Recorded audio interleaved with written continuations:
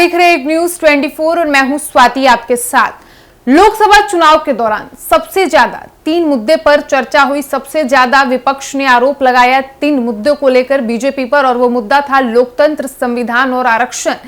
विपक्ष का यह कहना था कि भारतीय जनता पार्टी, बीजेपी की सरकार लोकतंत्र और संविधान को खत्म करना चाहती है। हालांकि अब चुनाव के नतीजे भी आ गए, देश में एनडीए की सरकार भी बन गई, लेकिन अब भी जो संविधान का मुद्दा है उस पर सियासी हलचल तेज है। आपको बता दें कि एक बार फिर से कांग्रेस नेता और केरल के वायनाड से सांसद राहुल गांधी ने एक बार फिर से संविधान के मुद्दे पर देश के प्रधानमंत्री नरेंद्र मोदी को जमकर घेरा है। और उन्होंने क्या कुछ कहा है संविधान के मुद्दे पर केंद्र सरकार और खासकर पीएम मोदी को लेकर, चलिए हम आपको विस्तार से बताते हैं।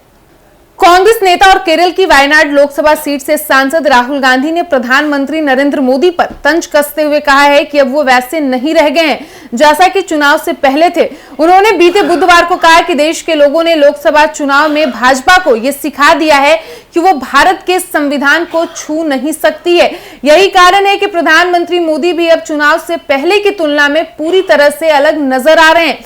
चुनाव के बाद केरल की पहली यात्रा पर कलपेटा पहुंचे राहुल गांधी ने एक सभा को संबोधित करते हुए आरोप लगाया कि लोकसभा चुनाव से पहले भाजपा नेताओं ने कहा था कि वे संविधान को उखाड़ फेंकेंगे। उन्होंने कहा कि लेकिन चुनाव के बाद प्रधानमंत्री नरेंद्र मोदी ने संविधान के बारे में चापलूसी भरी बातें कही। उन्होंने लोगों से यह सबक सीखा है कि आप देश के संविधान को नहीं छू सकते हैं। आज प्रधानमंत्री चुनाव से पहले की तुलना में पूरी तरह से बदल गए। उन्होंने कहा कि भारत का विचार एक दूसरे के प्रति सम्मान दिखाने में निहित है और सम्मान का प्रतीक भारत का संविधान है। पूर्व कांग्रेस अध्यक्ष ने कहा कि संविधान हमारे सभी इतिहास, संस्कृति और परंपराओं की रक्षा करने की गारंटी देता है। साथ ही उन्होंने आरोप लगाया कि पिछले 10 सालों में भाजपा के नेतृत्व वाली केंद्र सरकार ने संविधान पर हमला किया है। उन्होंने कहा कि वे एक समुदाय को दूसरे समुदाय से लड़ाने के लिए संविधान का मसौदा तैयार करना चाहते थे और एक राष्ट्र तथा एक संस्कृति को थोपने का प्रयास कर रहे थे। राहुल ने दावा किया कि भाजपा ने अयोध्या सहित उत्तर प्रदेश में अधिकांश लोकसभा सीटें इसलिए खो दी क्योंकि पार्टी भारत के विचार पर हमला कर रही थी। प्रधानमंत्री नरेंद्र मोदी खुद वाराणसी निर्वाचन क्षेत्र से कम अंतर से जीते हैं और भाजपा पूर्ण बहुमत पाने में विफल रही। उन्होंने जोर देकर कहा कि भाजपा के नेतृत्व वाली सरकार देश को अखंड नहीं रख सकती।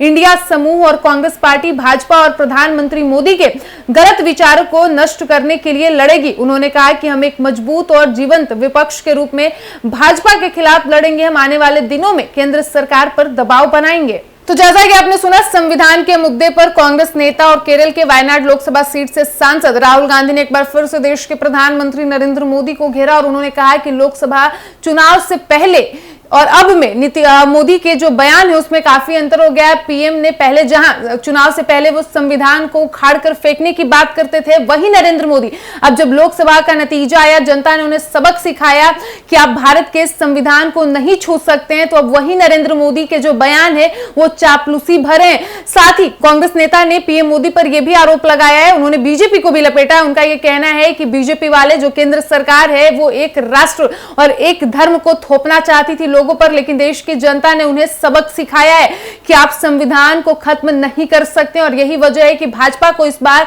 इतनी शिकस्त मिली है। जिस तरीके से लोगों को लग रहा था कि भाजपा 400 पार के जाएगी, लेकिन देश की जनता ने बीजेपी को 400 पार जाने से भी रोका।